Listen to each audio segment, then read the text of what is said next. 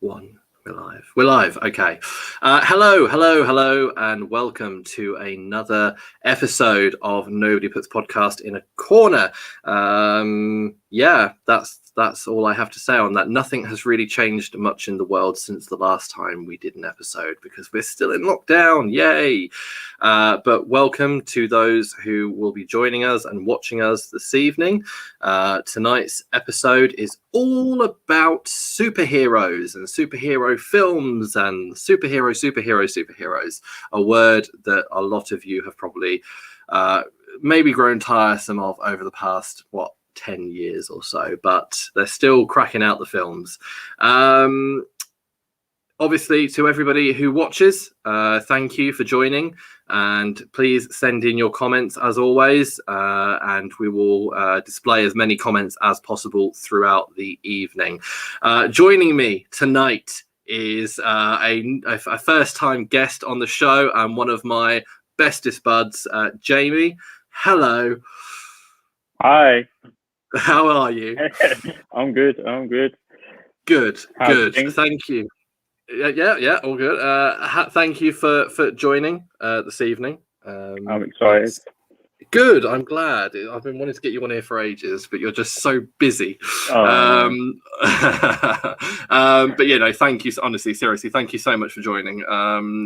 Yes, the episode title is it a bird? Is it a plane? No, it's another superhero movie.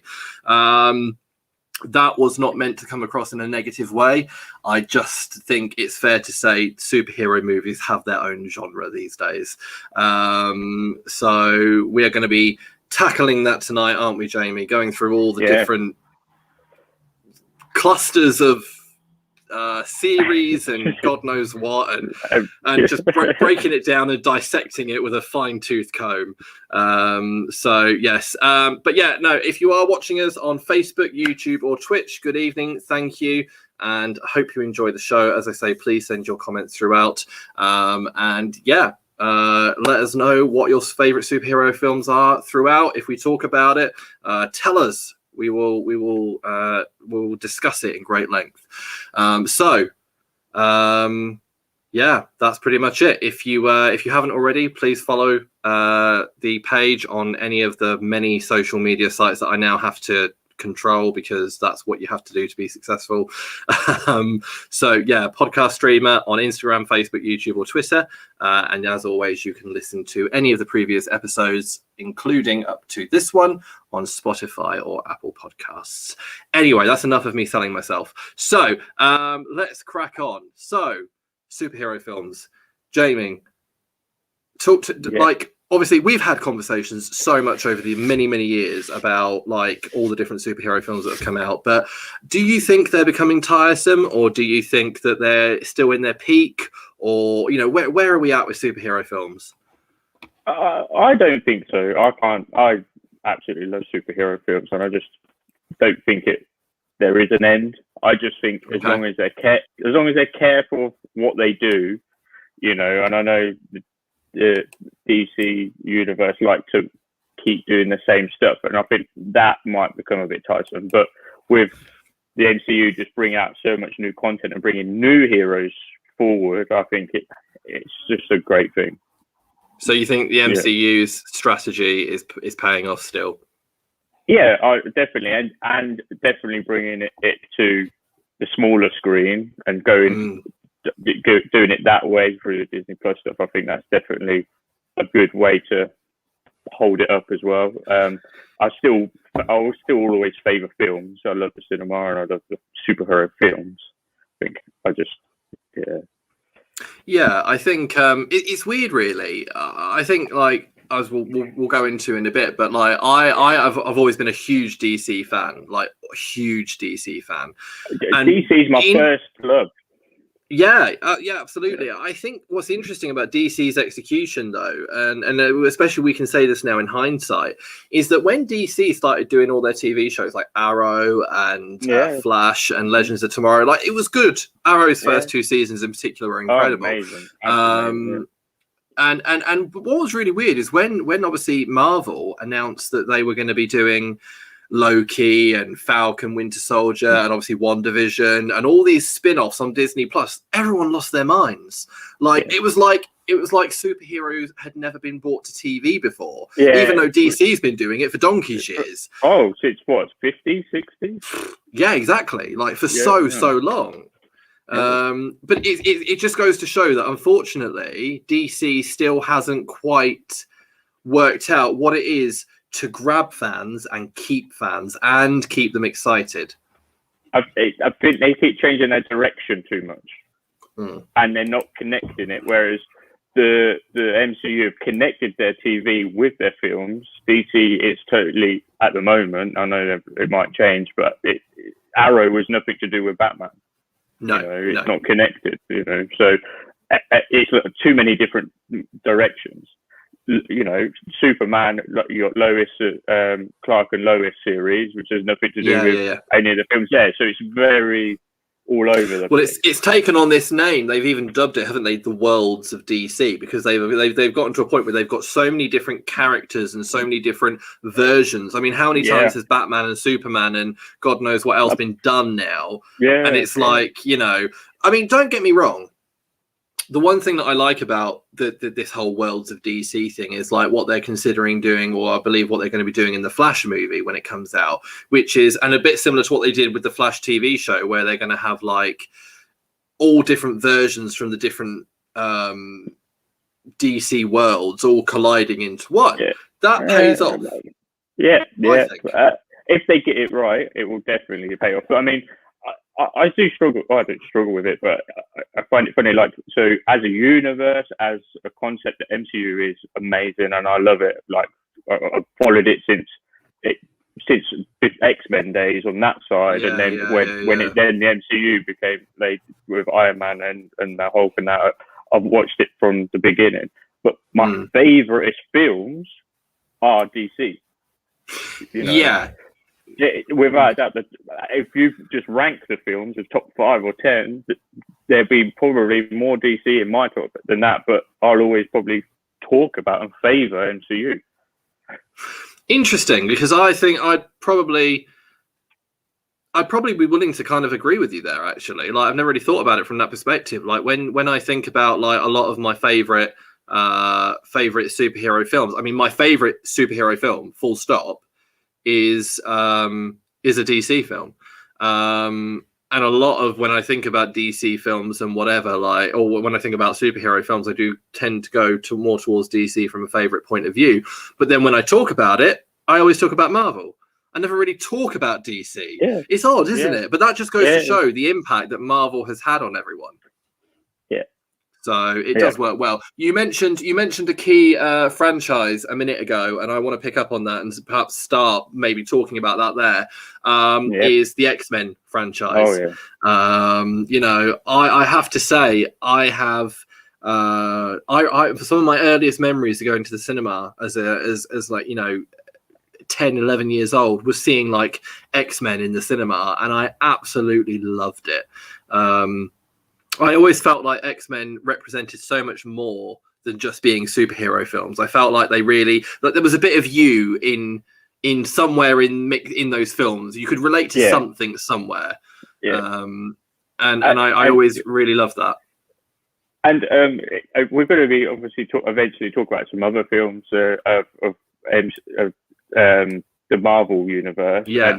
And because we're doing the X-Men, I grew up coming home from school every day watching the 90s cartoons of X-Men, like first thing I watched, and Spider-Man.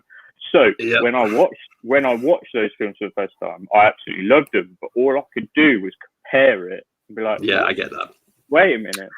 The original. So it took me a while to. Like I said, I love them, right? Especially X-Men 2. I mean, that's just up there as one of my favorites. Absolutely, absolutely. It took me a little while to get over the changes and the adaptation of it.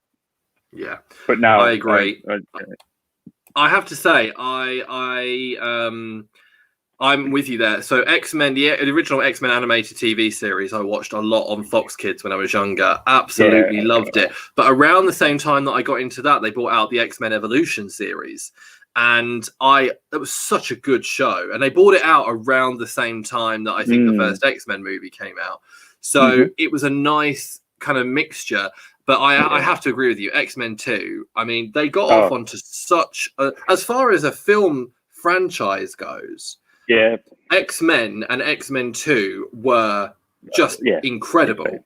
Yeah. And then it all just went downhill. Well, at least for a while. Yeah. Well, it's a bit like, I don't know, trademark. It says it's peaks and dips, X-Men. And it's like, when's the peak coming, you know? Absolutely. Yeah. So it had a bit of a dip on X3, and I just don't know what happened. A bit like DC, I think they didn't know what direction they were going in. They kind of had their plan, and then they did X-Men 3. That was kind of crap. And then they started doing spin-offs, and it was like, really, do we need spin-offs? And then that didn't work, so they kind of did a bit of a soft reboot and went back. Yeah. And I have to say, I feel like, don't get me wrong, First Class was great. It was a breath of fresh air. I really enjoyed that. But I rewatched it earlier on, funnily enough. Days of Future Past is, for me, Days of Future Past is my second all-time favorite superhero film. It's X-Men 2 and Days of Future Past. just under for me. It was. It's I mean, the pair of them back to back are solid films. I think Days of Future Past worked for me because it restored X-Men to its once greatness, and it needed that. But then again, they couldn't follow on, and they just fell off a cliff. That was the problem. They set the bar. Apocalypse and Dark Phoenix. Terrible. I don't know what happened. No, neither do I. I lost interest. I mean, Apocalypse was watchable. Dark Phoenix was a laugh. Dark Phoenix was Dark Phoenix was literally a rehash of the third X-Men film they did. Which is their chance to fix it. Yeah, they have a chance to get it right, and they go and make it even worse. And it's like, is that even possible? But they somehow did it, and thus ended the X-Men Fox franchise on such a high note. But it's crazy. But the thing is, what I do love about the X-Men, I mean, Hugh Jackman gave us obviously Wolverine, and that's worth mentioning. Yeah, X-Men will forever probably be, other than one other character, be my Marvel favorites. X-Men will always be in the Marvel universe. Will always be my favorite. X-Men is there at the top. There's only one franchise or character that comes above that, and that's Spider-Man. Yeah. Oh, okay. Well, we'll go on to that in a second then. So just having a quick look at that. A lot of people saying about, obviously memories of watching the X-Men TV show on Fox Kids. I just accept, Patrick Stewart, I grew up with my dad watching The Next Generation. So when he was Professor X, I was just like, oh my God. Don't even talk to me about The Next Generation. That's a whole different podcast right there. My Next Generation collection is massivily growing because, again, exact same thing. Patrick Stewart is a god. He's just an absolute god. Meatball Bops. Still haven't seen Dark Phoenix. I feel like I'm not missing out. You aren't, in my opinion. But I would still say watch it. You need to watch it to have the opinion, but you aren't missing out, I'm afraid. There was like one decent half kind of okay action sequence. But it was, as Shane's just said, watch it, but no rush. Absolutely agree with you there. Okay, Rachel disagrees. Dark Phoenix was good. Okay, fair enough. Okay, Rachel, that's fair. On you. Also, interestingly, I haven't seen New Mutants. Have you? I've been meaning to get on it. I'm just scared to watch it, I think. I'm worried. I've heard very, very bad things about it. However, the cast is actually quite, because it's got obviously Maisie Williams in it from Game of Thrones, and it's got Anna Taylor-Joy from Queen's Gambit, and obviously the Unbreakable film. the one Split and the Follow-Up Glass. Yes. And she's fantastic, but I sometimes no amount of good actors can make a film good. You know, you can't. What's the phrase? You can't polish a turd. So, but yeah. Anyway, you mentioned it. We'll move on to it. It's a nice transition. Spider-Man. I mean, yeah. Let's where do we start? Let's start at the beginning. I mean, well, Spider-Man with the 90s cartoon. It was my favorite show growing up. And I've even got a signed comic book from Stan Lee with Spider-Man and the Green Goblin. You met Stan Lee, didn't you? Yeah. And I had to get him to sign my Spider-Man comic. You know, it must have been an incredible moment. Yeah, it was amazing. But again, I had the same thing with Spider-Man. 90s comic, TV series, film comes out, Tobey Maguire.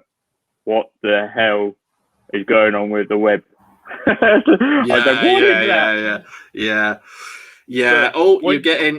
You've had some reactions to meeting Stan Lee. There we go. There you go. You've made some watchers a bit jealous. So well done.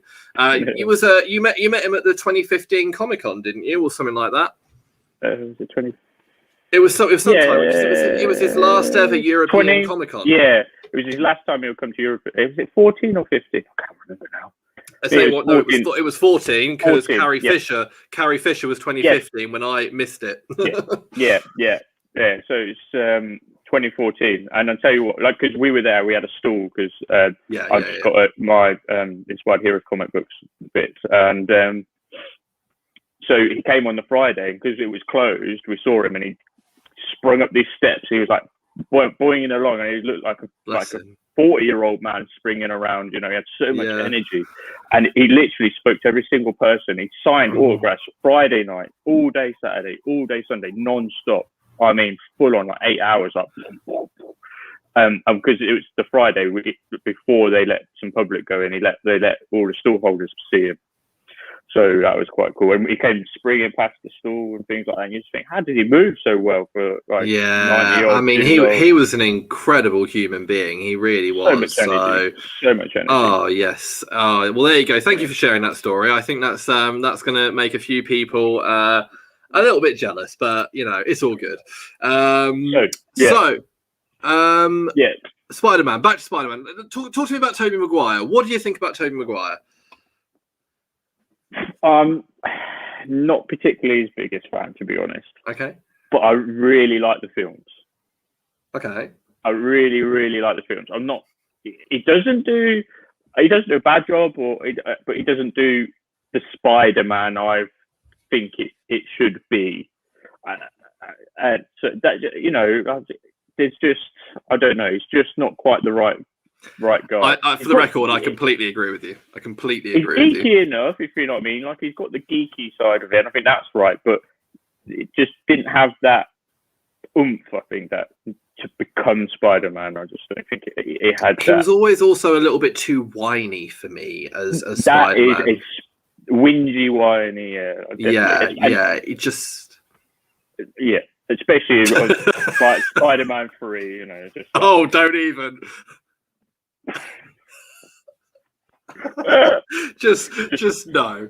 That being said, Spider-Man 2, okay, is not for Tobey Maguire. I have to say, Alfred Molina as Doc Ock in Spider-Man 2, one of the greatest comic book villain performances I've ever seen.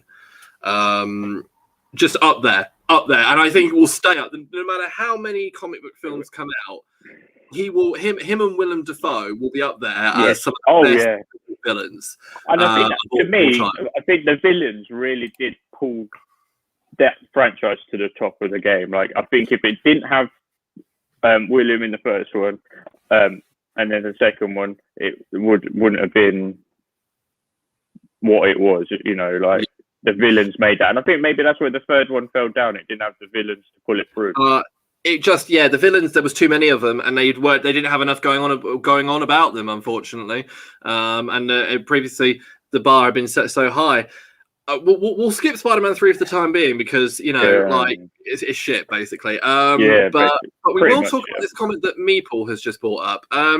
I thought he did a pretty good job as Parker, obviously referring to Tobey Maguire, in comparison to Andrew Garfield. Now, I'm going to disagree.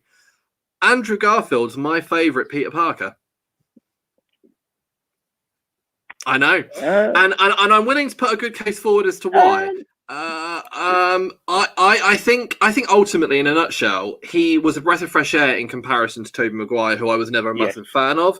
So when Andrew Garfield came along, he was a bit more sassy. He was a bit more. He had the quips. He kind of he felt more like a teenager than Tobey Maguire ever did, just on the way he worked. And he pulled off emotion without coming across too soppy, which I really loved.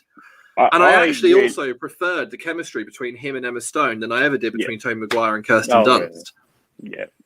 I really like it, and I really like him. I think he was just probably a little bit too cool. Maybe, I'll give you that. Yeah, because Peter Parker's meant to be a geek, isn't he? Yeah, but he's still not too geeky. And I'll compare it to the '90s comics. Yeah, he wasn't that uncool. I mean, if you go to the comics, then he is quite geeky in it and stuff. But in the '90s TV show cartoon, he's actually not that geeky. He's just really super intelligent, and I think. Exactly. I think that, and if we want to just skip a little bit to the new Tom Holland one, he's not clever enough. He doesn't bring. He's just a normal kid. He's just a normal kid. Let's be honest. Yeah, Spider-Man is supposed to be nearly as intelligent as Reed, as one of the most intelligent in the Marvel universe. He's supposed to be one of the most intelligent, and only one who really portrayed that was Andrew Garfield. I agree. He was smart. Yeah, they touch on it on the away from the. Far from home. Yeah, Far From Home. Because when he talks about the web slingers and stuff, he says, "Oh, you did that," but then it was like, "Oh, now everything's given to him." And I was going to say the problem with Tom Holland Spider-Man is that he had everything from Tony Stark. Tony Stark was the uncle. Yeah, he was the Uncle Ben. Was the gift that kept on giving. And the problem is that Tom Holland was never able to really shine as Spider-Man as much as he could because Robert Downey Jr. was always there on top of him. Even in Far From Home, when he wasn't even in it, he was still overshadowing it. I like the character, and I think he does it well, and he really does. But I just don't like the whole scenario of the way it is with Tony Stark or the films. It just takes all his friendly, the friendly Spider-Man, neighborhood Spider-Man. It just takes it all away from him. Takes all of that away from him. And Spider-Man, again, Spider-Man is actually supposed to be one of the top leaders. He's become, he is supposed to be one of the best. And I don't think he ever will get that in the MCU. No, he won't get it in the MCU. Not now. I don't think anytime soon. Anyway. And I honestly I know, kind of sound like a broken record here, but I do genuinely think, and I'm going to piggyback off what Meeple's just said. I feel like Andrew Garfield deserves another chance. I feel like he did do. You're right. I do actually agree with your comment about the fact that he was a bit too cool. But I think it worked. He was. I think Andrew Garfield was the closest to the '90s animated show Spider-Man than any actor that's done it so far. And and as someone who grew up watching that, I really applaud that. I think Andrew Garfield actually did a sterling job, which leads us on. Come on, let's talk about it. Let's talk about the rumors. Let's talk about Spider-Man 3, the new Spider-Man 3. This could be. It could be absolutely unbelievable, or it could be a Spider-Man 3. I think it's going to be an interesting one because I have to say, although I like Tom Holland, don't get me wrong, I think that again with the first two Spider-Man films in the MCU, it's the villains that have made them more enjoyable for me. So Michael Keaton in the first one and Jake Gyllenhaal in the second. They were the lure for me. I think it's going to be the same. Alfred Molina and Jamie Foxx are confirmed to be coming back for Spider-Man 3. They have actually confirmed that much. And I'm like, well, the fact that we're going to get to see Alfred Molina as Doc Ock again has sold me on the film already. But don't break such an iconic character and legacy to then only go and fuck it up, basically. Don't do that. It's not worth it. So yeah, there's a lot riding on it. But if it's done right, it's just going to be insane. Yeah, it's gonna be incredible. Obviously, they're filming it at the moment, and I am looking forward to seeing what direction they go with it. Obviously, for those that are watching WandaVision is part one ultimately of a trilogy. WandaVision is part one. I believe Spider-Man 3 is part 2 and Doctor Strange 2 is part 3. That's what I've read. And that ultimately it's going to be part of this massive multiverse cock-up. It's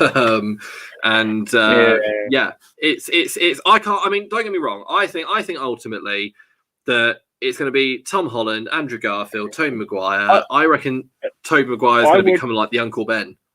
Yeah, I'd like him to go down a similar route to maybe the 90s cartoon where when he meets all them other Spider-Mans through Madam Web, I'd like to see that sort of scenario. Maybe it's done slightly different, but, where they need to pick one of the Spider-Men who then become the leader of the rest and sort of pluck up, you know what I mean? Like, there's so many different ways they could do it. I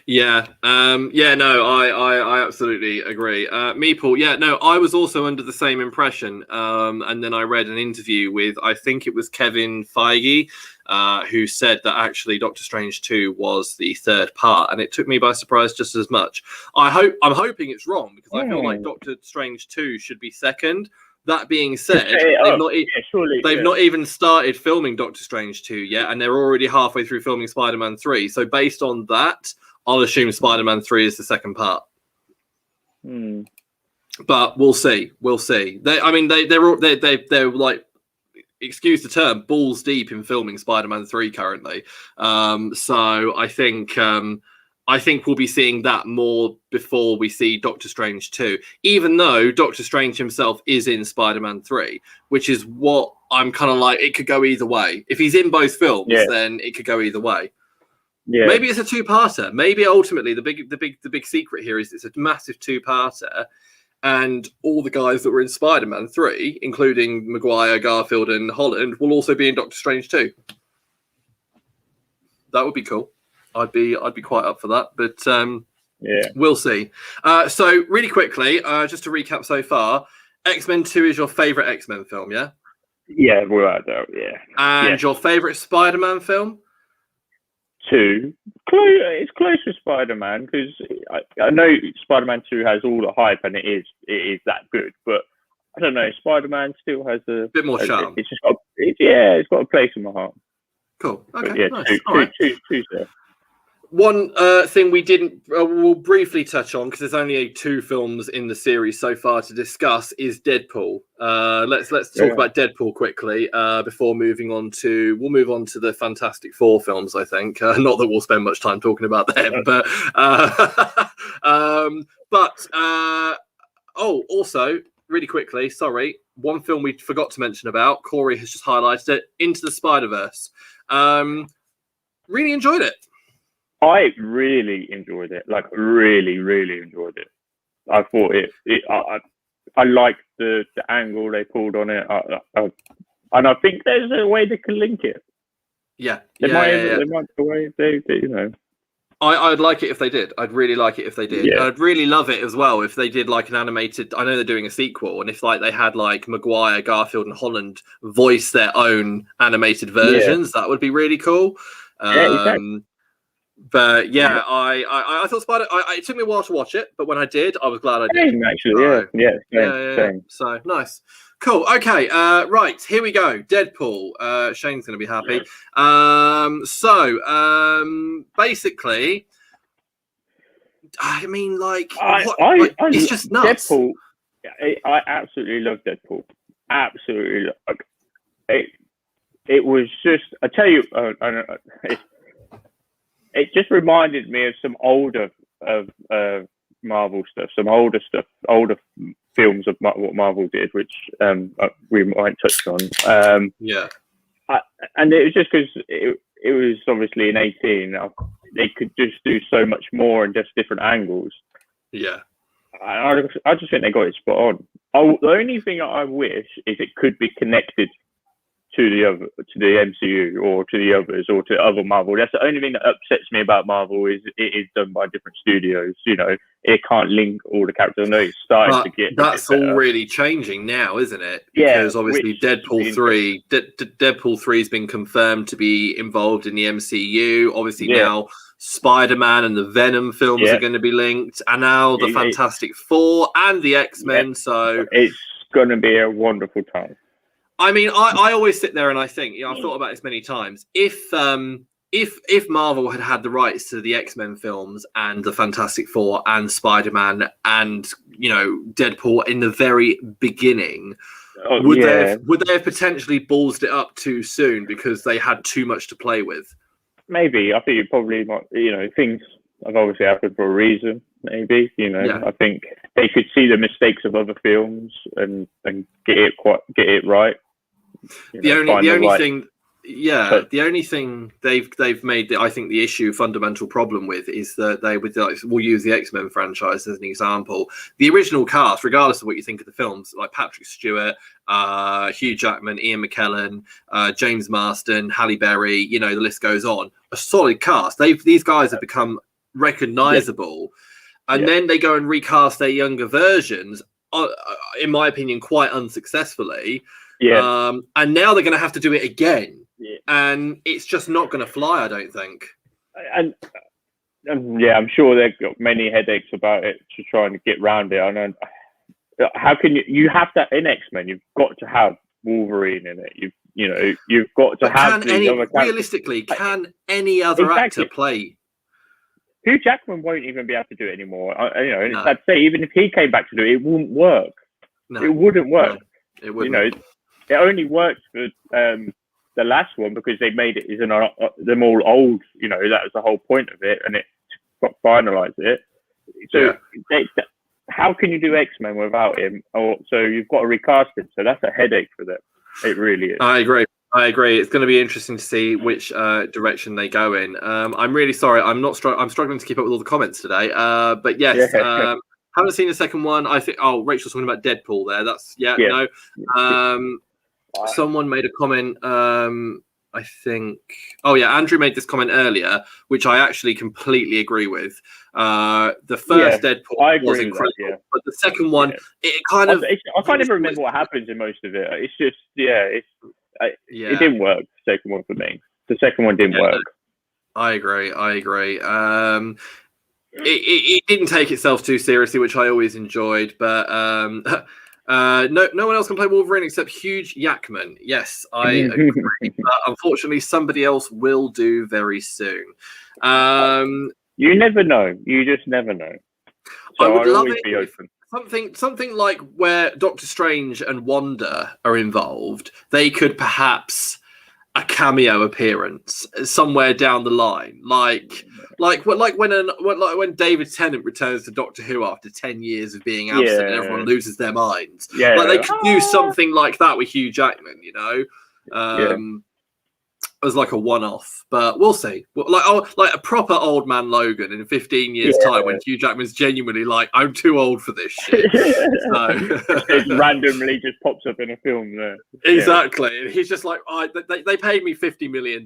I couldn't say no. So, okay, let's talk about briefly the Fantastic Four. I mean, you know what? I'll say one thing for the first two Fantastic Four films. Chris Evans deserves a pat on the back. I watched. They're watchable.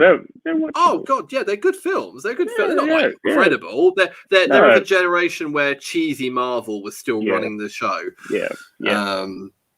I watched a clip about a few months ago on Instagram or Facebook of it was just a clip, selling the film as they still do, and it was Chris Evans when he first gets the ability to do the clicky finger and play.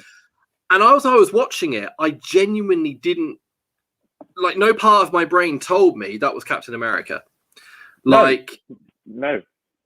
And I just think fair play to him for being able to do that, for being able to place two very diverse characters in the same and your realm. brain can't link it. Yeah. No, and like that is fair play to him. I think he deserves more credit for that. Oh, I always think that, you know, whenever I think of Johnny, I just don't think of Captain America. You don't think of the same guy that's Captain America. I wouldn't even say, if someone said Chris Evans plays Johnny, I'd be like, what? You know, at first it took me a while, like to click when he was Captain America. I didn't even realise it was in, you know, took me a little while, and then I was like, whoa! Oh yeah, it's that guy. Yeah, exactly. No, it was.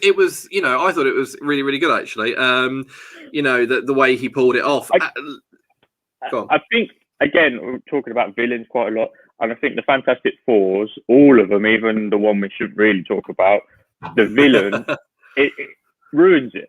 I really think the villain did not make them films. Who played the villain in the remake? I can't remember. It was that bad. I don't want to remember. I feel like it's someone famous, but I genuinely don't remember. But some of the cast, Michael B. Jordan, come on, you know. Even Jamie, what's his name? Jamie played Billy Elliot. Yeah, exactly. Whatever his name is. Yeah, he was in it for crying out loud. He was good. I mean, you had a decent cast. Yeah. Kate Mara, you know, like with a bad script and a bad villain, what can you do? Yeah, and Michael B. Jordan's lucky it didn't ruin his career. He's lucky he had Creed at the same time.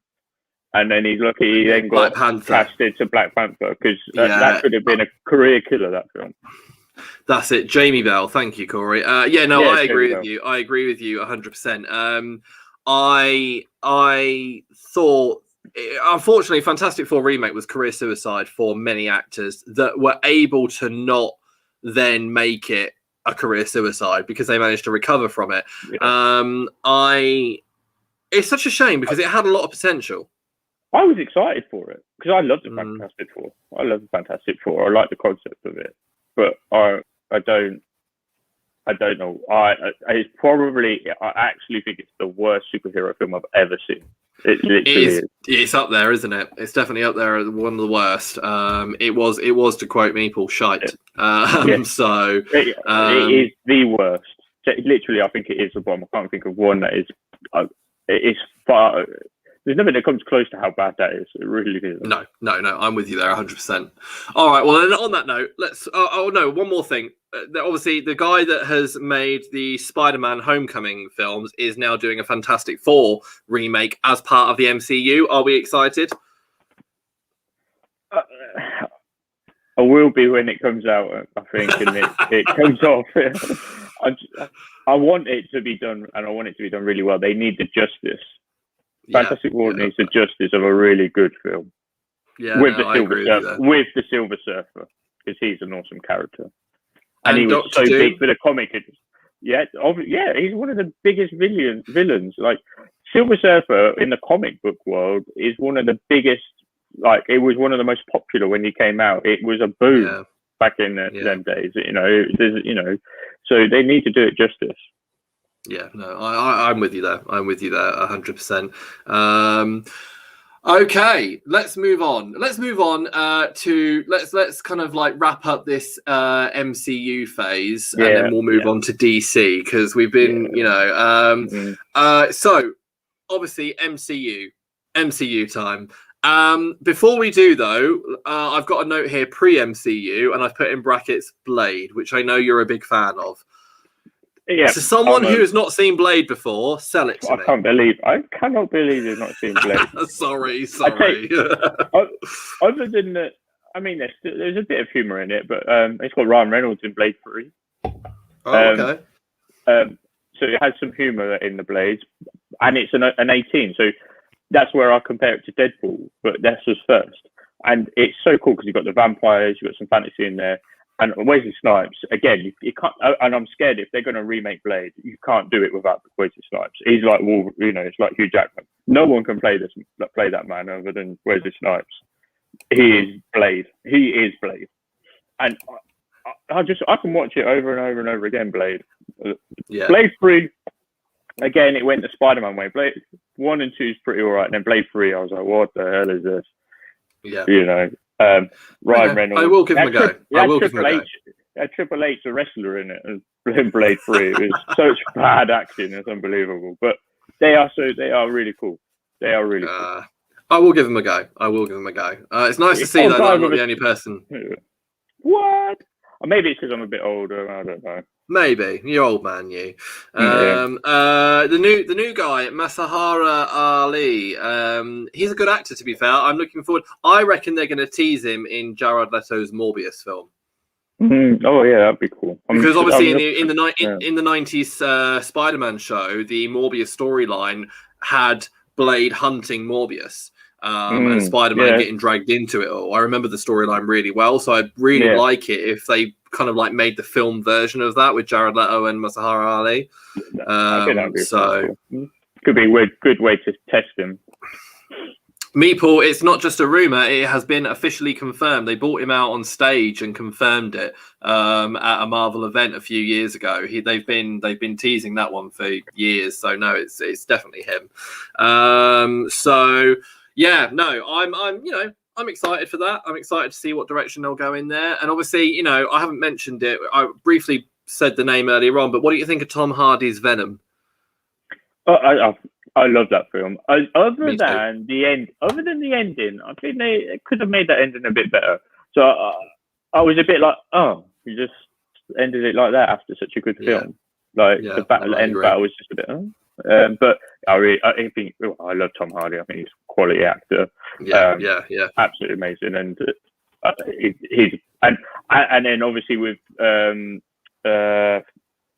what's his name from Hunger Games and Woody Harrelson. Yeah. I think that's just going to be so wicked. Playing is it Carnage that he's meant to be playing? Carnage. Yeah. That's going to be absolutely awesome. That will. I'm with you there. Right, MCU. Let's go. I tell you what. Here's how we'll do the MCU. We'll go through every single film and give a quick opinion on your thoughts. So, Iron Man, go. Love it. I Okay. just love Iron Man. I agree. I really enjoyed Iron Man. I thought it was a really refreshing film, and I have to say, Robert Downey Jr. absolutely nailed it. So, yes. And Jeff Bridges, he was fantastic. Good villain. Yeah. Oh yeah, good villain. Absolutely. Okay, Incredible Hulk. Ooh.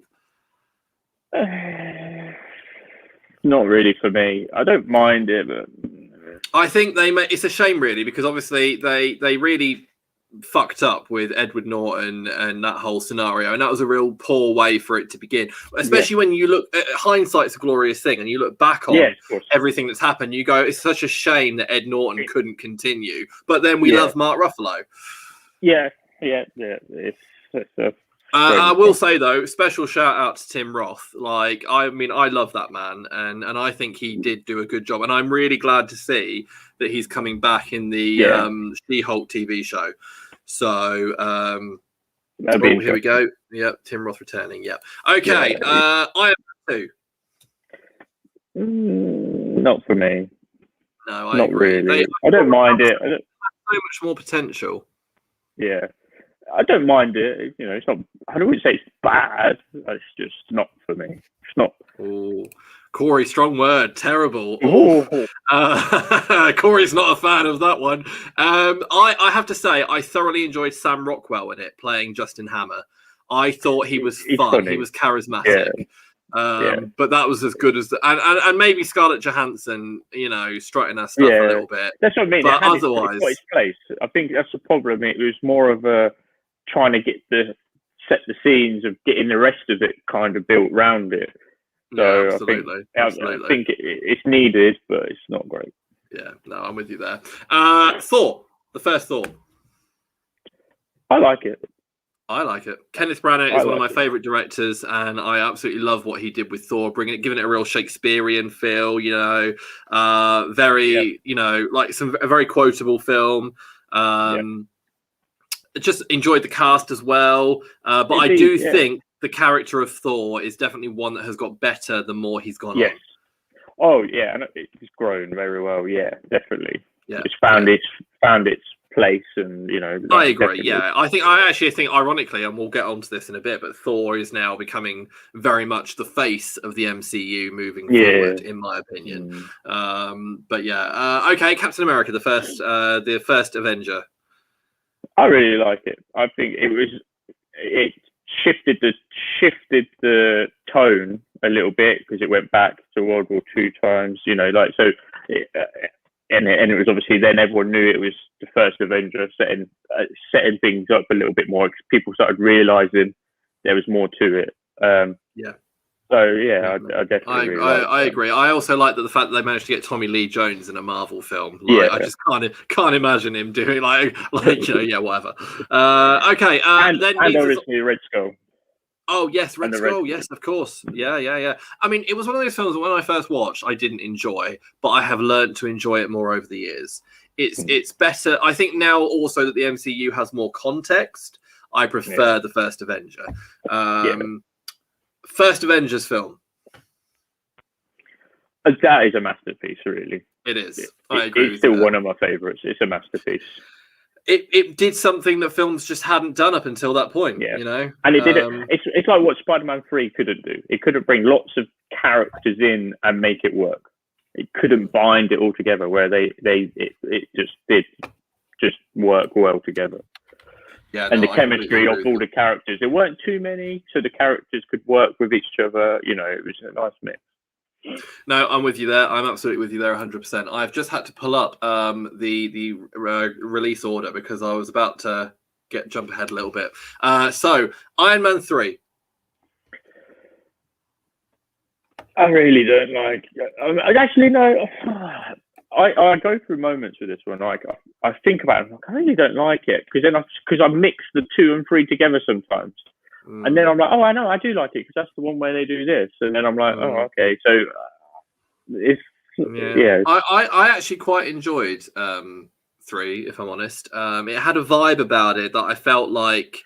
I tell you, I don't know. I don't like a lot of films. For me, I keep saying it's about the villain, but I didn't really like the villain. I get that. I felt like the whole villain side of Iron Man 3 was very disappointing. Like they didn't really know what they were doing. Yeah, Yeah, I get you there. Thor: The Dark World. I don't mind it. I know it gets a lot of hate. But I don't mind it.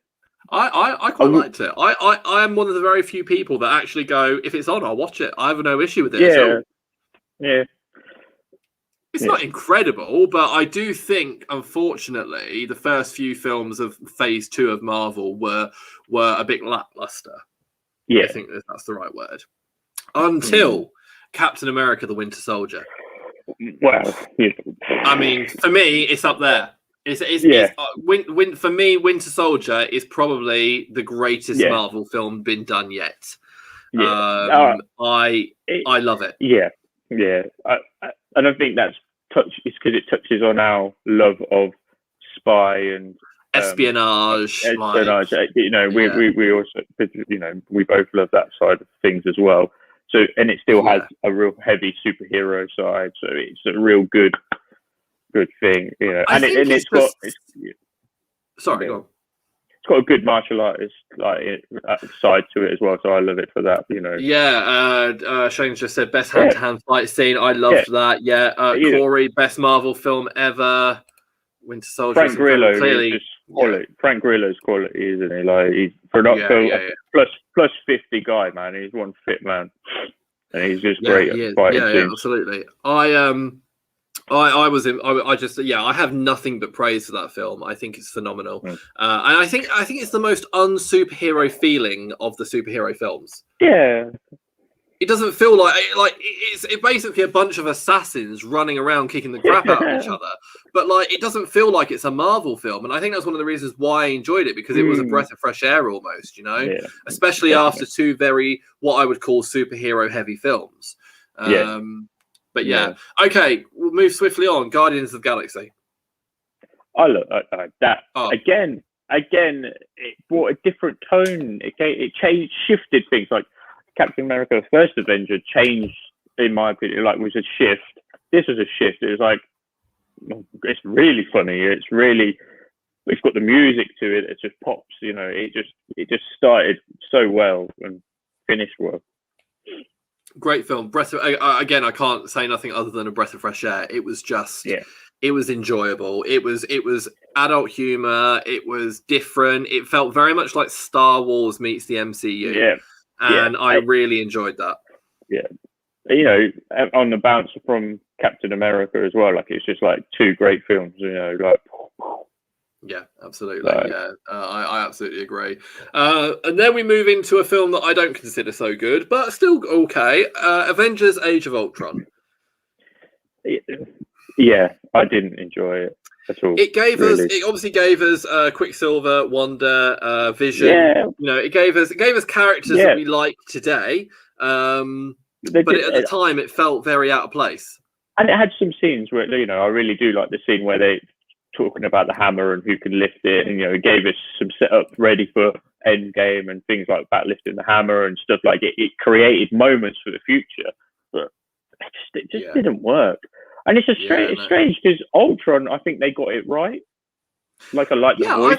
I like the sinister side. Yeah, James Spader as Ultron was fantastic. Ultron as a villain was very viable. You know, it was sinister, so evil, like that. You know, but also had a sense of humor, which I really liked. But it was the heroes that messed the film up this time for me. I absolutely agree. It's odd. It's called. I can't put my finger on. Sorry, go on. I can't put my finger on why though. Yeah, no, I agree. It's ironic. It's called Avengers: Age of Ultron. Yet the Avengers feel secondary to Ultron himself. You know, maybe that was the vibe they were going for. I mean, Thor they absolutely wasted in the film. Yeah, you know, I felt so sorry for Chris Hemsworth in that film, because it was just like, oh yeah, he's got to be here, so let's do something with him. But I personally, don't get me wrong, did a good job with the first Avengers film, but I got a lot of dislike for Joss Whedon, so I'll never, you know. Anyway, Ant-Man. I like it. I remember the day this film came out, and you and me had a conversation. This is going back a long time now, but I remember you telling me how you found it funny and refreshing. Yeah, I did. Do you know what? It also gave me. It was like the first Thor film. It was like the first Iron Man film. It came back to that sort of side, so I really liked it. You know, the villain had that side of it. You know, I think that's why some people don't like it, because it seems maybe like just the same story over again. But I kind of like that. It just let it get going. Don't go too crazy too fast. You know, got to bring it in. I'm absolutely with you there. 100%. Okay, let's get through these phase 3 as quickly as possible, because there's loads of films. So, Captain America: Civil War. Quick thoughts. I didn't like it. I'm with you there 100%. I didn't like it either. Too many heroes. Too much going on. Too much going on. Not enough too chemistry. Much going on. Not enough. Do you know what? Too much going on and not enough story either. But it didn't make sense. Did introduce us to Black Panther, which I'm grateful for, because he was great in that. I actually preferred Black Panther in Civil War more than I did in Black Panther, but that's just because I felt like he had a more decent story going on. Whereas I felt like Killmonger stole the show in Black Panther. So that's kind of my vibe on that. Okay, Corey, worst one. Yep, absolutely agree. Introduced Spider-Man into the MCU. Yes, it did, and it did it in a very cool way, but still, you know. Doctor Strange. It took me ages to watch this. I mean, until I literally I missed it, sort of thing. I don't know why. Just kept. Just for some reason, I just did. And then when I watched it, I was like, oh, I quite like it, but it still didn't really catch me like I thought it would. I totally get that. I enjoyed it, but my biggest issue is that I think Benedict Cumberbatch was too well cast in it. He was just too smarmy for me to enjoy. Yeah, I don't like, even in any of the films he's been in, I don't like Doctor Strange. I just don't like the hero or the character. Get that. You know. I absolutely get you there. Okay, Guardians of the Galaxy Volume 2. That's a good film. That's a good film. That's. I don't hear many people say that. So, I like it. talk to me about why you enjoyed it. I don't know. I just it's just I just like a good. I just think it's a good film. You know, it carried on with the right tone. It put some depth into some of the characters. You learnt about them a bit more. Yeah, I just really liked it. Nothing in particular, I don't think. Another good soundtrack as well. Yeah, I liked it. Great. I liked the angle they went with it. You know, I liked it. Yeah. I agree. I thought too. Also, Kurt Russell was fantastic in it, and not just that, but the scene at the end with Yondu. Oh my god.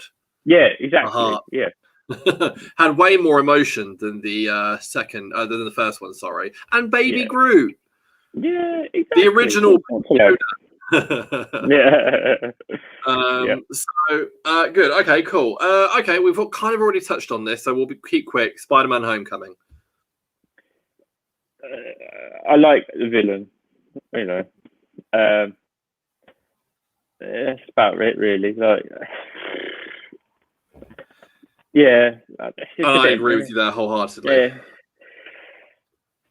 It was just like you said earlier. It was, even when he's out of the MCU, he's dead.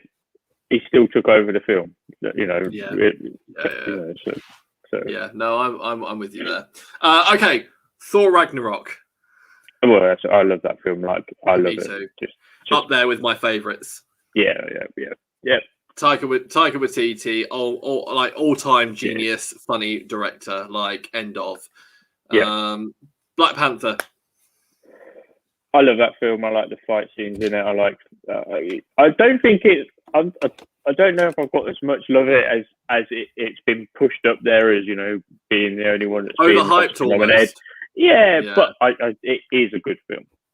Yeah, that's fair. It's a bit like my way that I feel about Shawshank Redemption. It's a good film, but it's fucking overhyped.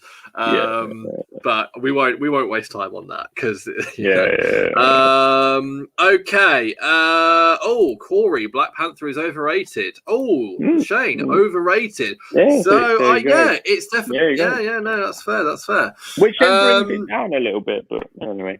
Yeah. I get it. Okay. Avengers: Infinity War. Now that's my favorite out of the two. Yep. I hear that a lot, to be fair. It is my, well, yeah. When you rewatch Endgame, I think you then like it more and more a bit. But the end of Endgame is like, whoa. But in terms of the story and all that you get a lot of Thanos of being like, boom, and it's a real struggle, and there's a lot of decent stuff in it. I agree. I don't know if I agree if I prefer it out of the two. I'm still undecided because they both have such major qualities. Infinity War is driven more by Infinity War is driven more by story, whereas I feel like Endgame is driven more by the power that is behind the whole arc of the whole series so far. But I get that. Okay. Ant-Man and the Wasp. It's needed. That's okay. It's needed. Cool. Yeah, you need to watch. I enjoyed it. It's needed. You can enjoy it, but it lost a little bit of magic that it should have had from the first one. Yeah, no. Maybe it's too far apart. Maybe I don't know. Maybe. I actually think I agree with you. There was something about it, a bit like Deadpool. I felt like it worked so well in the first one, but by the time the second one came along, it didn't grab me as much. Yeah. Captain Marvel. I fell asleep watching it at the cinema. I've never done that in an MCU film. And to this day, I've only watched like 3/4 of it. Yeah, I just can't get into it. Yeah. I know you probably have a different opinion to me, but no, I have the exact same opinion to you. I enjoyed it. I enjoyed it for the cast. I enjoyed it for like Jude Law. I thought Brie Larson was actually quite good. I just felt like it didn't really go anywhere, and I also felt like it was put in at the wrong time. I felt like, considering what was going on in the MCU at the time, it was the wrong time for an introduction character. I felt like if they'd put that in at the beginning of Phase 3, maybe I'd have appreciated it more. But at the time, I was very much like, why do we need this film now? And that was my kind of general opinion of it. Yeah, and I guess it was to try and set her up as the savior, which again, that didn't work for me really either. Yeah, no, I agree with you there.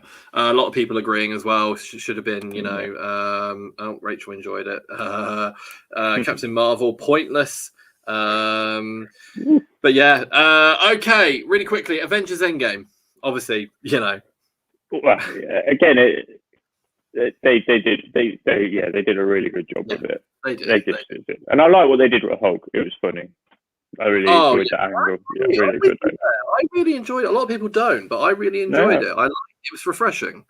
Yeah. So, Spider-Man: Far From Home, again, already tapped into briefly, but overall, all right film. Yeah, exactly.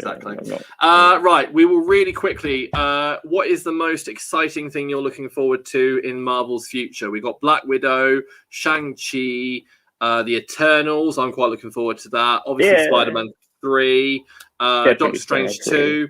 I can just confirm as well. A few people brought it up earlier on that Spider-Man 3 comes out December 17th, 2021. Oh, that's this year.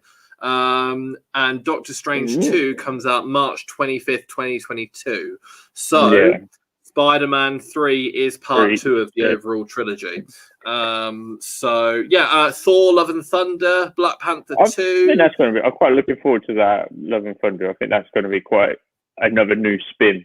They've got a really, because he's given up being the leader of Asgardians and things like that. Like it's a new spin to it. It's going to be a new spin, like a new look, So yeah, I'd like to see Taika Waititi take Thor in still a funny direction, but in more of a serious story direction. Because Thor Ragnarok didn't really deal with that so much. It was almost. It was like a buddy superhero film, whereas I want to see Thor 4 going more of a Christian Bale's been confirmed to play the villain. I feel like they're setting it up for something big, Yeah. So I am looking forward to that. Yeah. Okay. Let's leave MCU there. MCU is going to take up most of this podcast. We haven't got long left to talk about DC, but we will go through it swiftly but enjoyably. Christopher Reeve Superman. I grew up watching it. This is what made me a big superhero film. Superman is always going to be there in my heart. I watched it so many times as a kid, and then went on to watch Clark and Lois, New Adventures of Superman. With that Dean Cain and Terry Hatcher. Great TV show. Loved it. I loved it all the time. After Live and Kicking. Oh my God, yes. Saturday morning, that was what it was all about.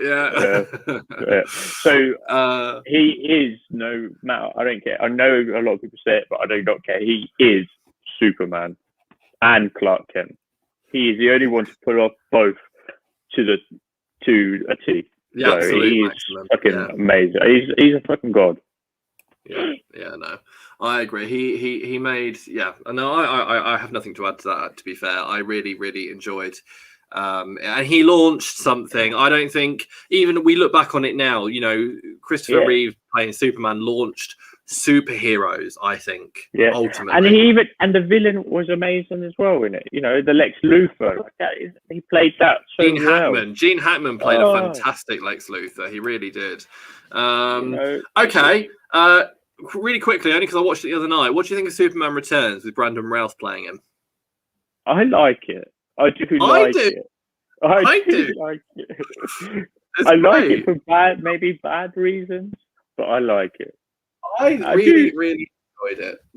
It was refreshing. Funnily enough, it needed a good follow-on. That's all it needed. A good sequel. Yeah. Apparently, to build on it and make enough turn money. I think he is the second best Superman for me. Okay, maybe, I'm not sure. It's close. Yeah, definitely, it's a close call there. Brandon Yeah, Routh did to be fair, you know what Brandon Routh did? He did an incredible job of tributing Christopher Reeve's Superman yeah, while still and I think making the that's role his probably own. why. Yeah, and I think yeah. But I also think Henry Cavill did his own thing, Yeah, which I also really enjoyed. that's why I don't think I'd put him into that. I've put him here. Like he's In a also different like category altogether. yeah. He's just such a great Superman. He's just had a few bad lines. Yeah. Oh, yeah. I get that. I totally get that. Michael Keaton as Batman. I think Batman Returns. I watched a lot, but for me in the Batman films, it was Val Kilmer for me in Batman Forever. That's where I set my childhood into that. Val Kilmer was the first Batman. Val Kilmer for me is the ultimate Batman. He's still my favorite Batman. Like no other actor ranks higher in Batman for me. I just adore Val Kilmer. So yeah, I'm glad you said that. Quick mention for Green Lantern, just because obviously it's a non-DCEU film, but it has it's an odd one. It's not my cup of tea. I've not really watched it. It's not really my thing. I don't think. I think I will go and watch it, but it's not. I've tried a couple of times. It's not my cup of tea. Yeah, no, I get that. Quick mention before we talk about obviously the new DC films, the Nolan Batman trilogy. What's your favorite one and why? Then 3 films together is probably up there as my favorites out of everything. Other than Lord of the Rings, which nothing will ever beat, they're then probably the next lot I'd watch after that, after over and over and over again. And the best one will be The Dark Knight for me. I know Rises gets it for most people, but for me, I just think. Sorry? It's Batman Begins for me. Oh, I do. I really enjoy that. I do enjoy. See, I like all 3. I get the Dark Knight appeal. Yeah. I think it's just the Joker. You know, Heath Ledger. It's just I love him in some like a couple of other films and stuff, but it's his portrayal of the Joker and the way the whole film is just And I think in all of 3 of them films, they just got each one right with the way they built it across and got the villains right. They got the right actors to do the villains. You know, in the first one, it's just a great way of building him into it. I thought Liam Neeson was fantastic. I love Liam Neeson, and he played it perfect. And then obviously, I agree. Tom Hardy as Bane. Bane, it's just iconic. All 3 of them are iconic. I don't care what anyone says. To me, right now, nothing has beaten that as a Batman set. No, I can totally appreciate that. And because it was a full on, there was no confusion, dark, different to the MCU because it was dark, and I love that, but just not too much, but enough to make it its own space. No confusion. There's your job, done it. And I love Nolan. I think he's amazing. I'm with you there 100%. It's a nice, if you can't pick one film, pick the whole trilogy. Ultimately, it's one of those. There isn't really a bad one in it, is there? Let's be honest. So, okay, DC. There's only one thing that gripes me about it. There's only one thing that it's the change of actress for Rachel. Katie Holmes and Maggie Gyllenhaal. Yeah, that really, and I really don't like her in The Dark Knight. No, that's fair. I totally get that. Grated on me. No, I totally get that. Okay, DC. Man of Steel. What do you think, Henry Cavill? I really enjoyed it because I love Superman because of the Reeve films. I was so excited for it, and I really enjoyed it. Me too. I thought it grew on me, I admit. I think to begin with, when it first came out, I was expecting it to be something it maybe wasn't, but then as time went on, it certainly grew on me a little bit more. But I do applaud Henry Cavill. I think he has absolutely nailed it in his own way, which leads into Batman vs Superman with Ben Affleck as Batman. What do you think of that? I think he's a good Batman. I think it could have been. I think they could have played it better. I don't know what it was about the film. I just didn't get what the point was.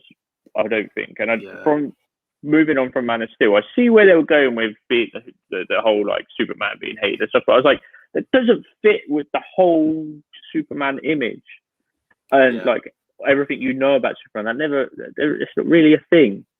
So I didn't get like the whole let's go against Superman. Like it just didn't fit right. I mean, he's a hero and he was always beloved. It was almost like they were doing it to please fans from a comic book point of view, but it didn't really execute well in a film. Yeah.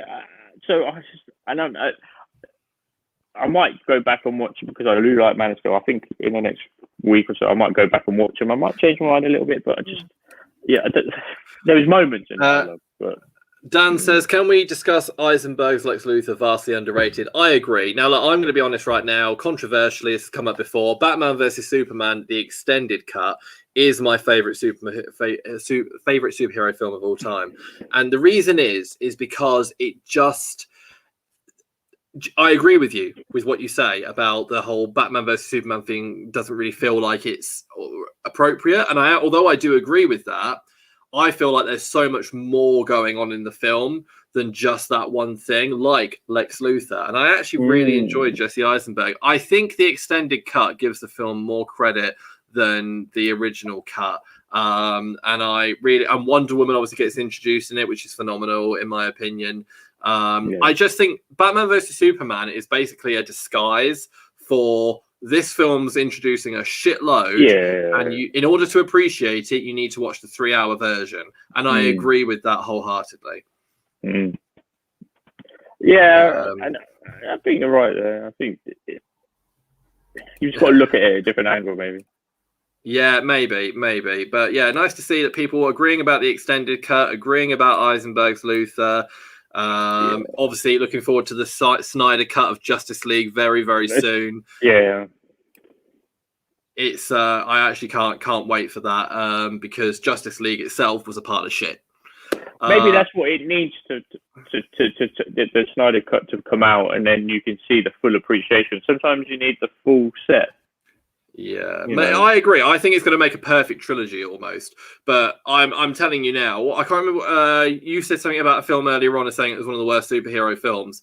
I think Justice League is one of the worst. Is probably the worst superhero film ever released. It is terrible. That and Fantastic Four, they're definitely down there. That's it. Fantastic Four. Fantastic Four and Justice League. Sit down in the depths of hell.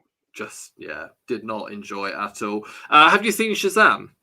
Do you know, I haven't yet. And again, it's maybe the Doctor Strange thing. It just whizzed past, and I didn't enjoy it that much.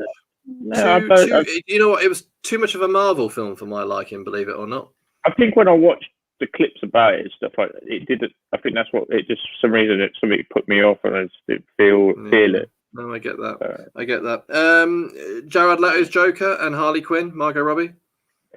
I think they're both pretty damn good, and I just think he needed more of a chance, more screen time, more depth, more time to show the character off, because I think he acted it really well. Yeah, no, I again, people, sorry, just saying here that they enjoy Shazam. Shazam's good. Good film. But Jared Leto definitely needs another chance. He has actually filmed new scenes for Zack Snyder's Justice League, so I'm looking forward to see him get another shot there. And then I'm trying to think of what else has been in the DC. Oh, Aquaman and Wonder Woman. See, they're funny ones because they've really mixed review. Like when I speak to you about it, like you're really a fan of Wonder Woman and that. And then I really enjoyed Wonder Woman. Yeah. You speak to someone like Ivan, my friend. He hates it. He absolutely hates it. He wasn't a fan, was he? No, he wasn't. No. I've not. I will say though, I have not seen the new one yet, and that is because apparently it's like crap. Yeah, exactly. Yeah. I'm just like I enjoy the films. I ain't got no problem with either of them. Yeah, yeah. I think ultimately DC. You made a point at the beginning of the podcast, which I think is nice to go full circle with. DC just don't know what direction they're going in. No. I think they're going to use the Flash to essentially hit restart. Yeah. And I think that's a good idea. And I don't mind that. I don't mind that. No. I'm quite looking forward to seeing how they pull that off. But they need to do it, and they need to do it properly. Otherwise, they just may as well give up. Let's be honest. I love DC films. Don't get me wrong. I love them, but they need a better strategy. Yeah, and if they did that, it's weird because I was enjoying the series and the DC stuff like Arrow, the Flash. I was really and Legends. But then they got all confused with all that. It got a bit messy and it was too hard to watch them all. So it's just hard to follow because you have to watch every single one. I know what they were trying to do, but it made it too hard. I agree. I agree with that. Okay, so in conclusion, favorite 3 superhero films of all? Dark Knight. Yep. Definitely got to go with one of the original Superman. Oh yeah, nice. I like that. Yeah.